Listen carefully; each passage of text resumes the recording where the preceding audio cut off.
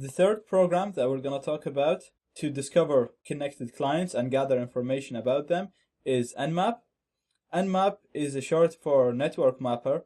It's a network discovery tool that can be used to gather information about just about any device. You can gather information about any client that is within your network. You can discover clients that's within your network. You can gather information about clients that are outside your network. You can gather information about clients just by knowing their IP. You can put the IP and then you can gather information. Now, Nmap is a huge tool. It has many uses. It can be used to bypass firewalls, all kinds of protection and security. So there is like books and courses that are specific for Nmap only.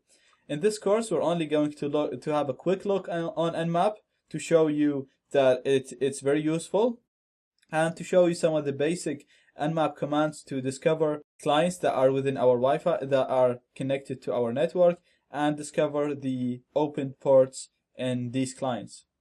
We're going to use Zenmap, which is the graphical user interface for Nmap, and let's see how we do that. So we're just going to type Zenmap.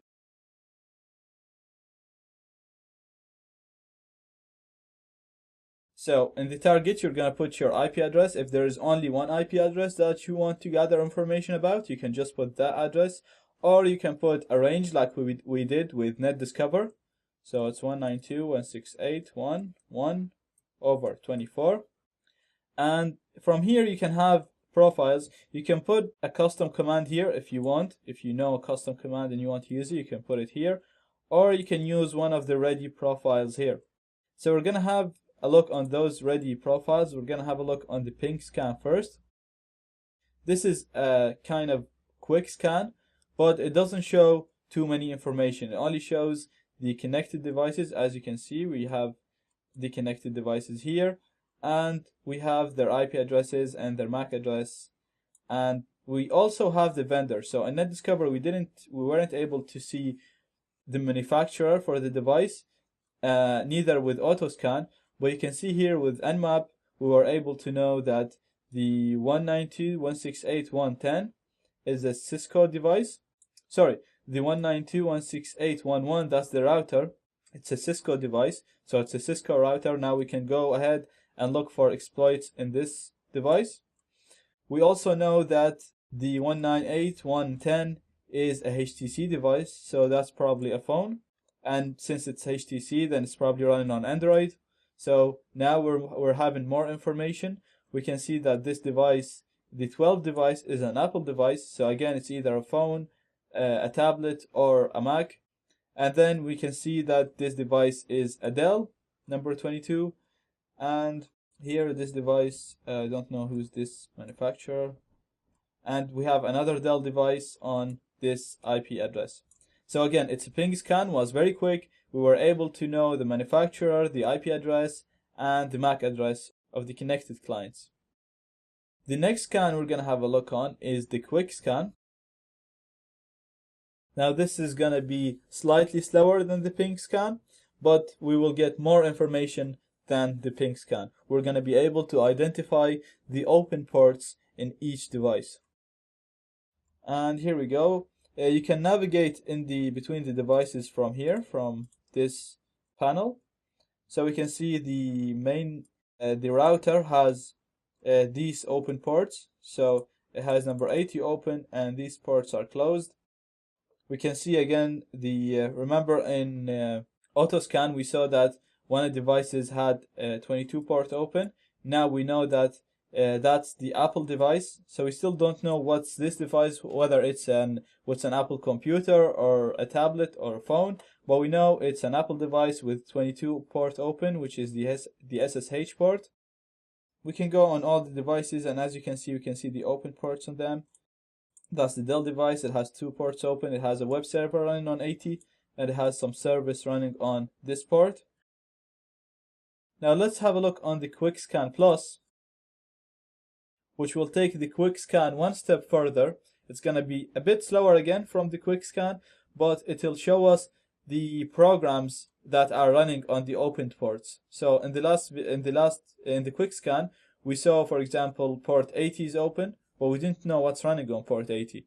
Or we saw port 22 running, but we didn't know what's running. We know it's SSH, but we don't know what SSH server is running on that port. So again, you can see this is taking longer than the quick scan. Right, so that did take some time. It was slower than all the previous scans that we talked about, but we can see that it gathered much more information. We can see that we have 2 Linux devices connected here. So it got us the operating system of the devices connected. It also got us the version for the programs. So for example, we have the 192.168.112, the Apple device. We didn't know what Apple device it was. We were saying it could be a computer, it could be a laptop, it could be a phone. Now we know on 22 open port, on the 22 port. Last time we only knew it's open. Now we know it's running. The server that's running there is open SSH 6.1. So we can go again and look for remote exploits, and we can hack that device right away. And when we go here on the device type, you can see it's a media device. It's a phone. So it is actually an iPad. It's not a phone, but iPhones and iPads, they're classified. They use the same, nearly the same iOS version. So that's accurate enough.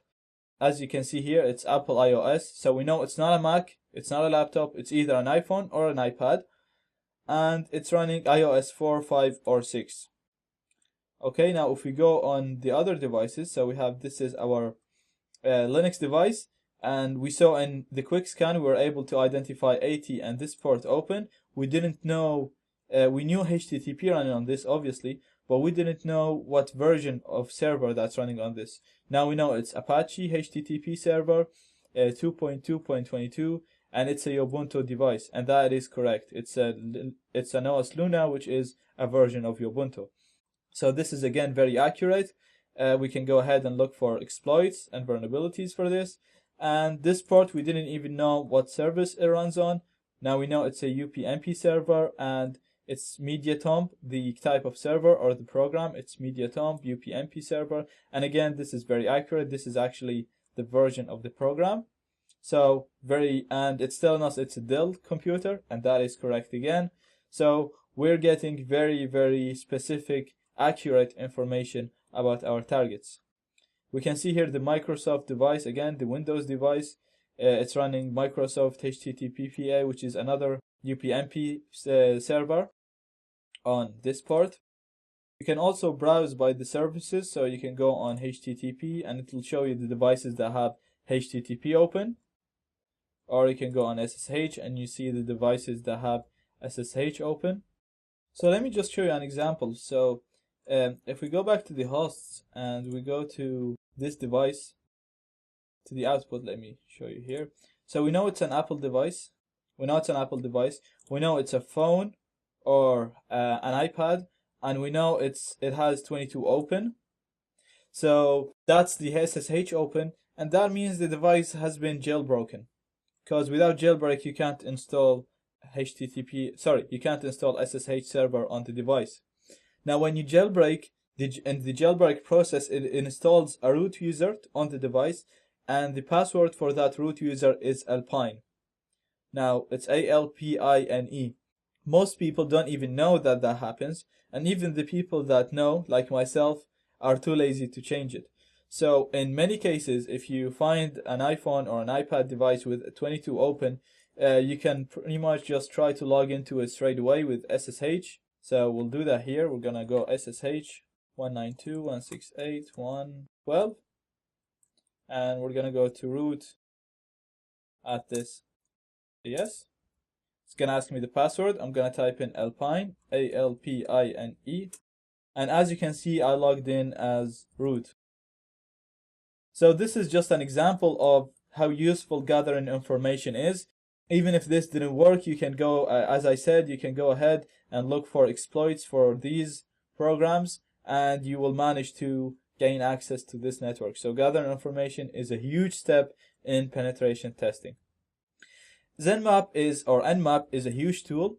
You can carry out so many types of scans. You can experiment with these profiles here, and I highly recommend that you read more about Nmap and increase your knowledge about it, because you will need to use it in many cases, not only in Wi-Fi networks or in Wi-Fi penetration testing.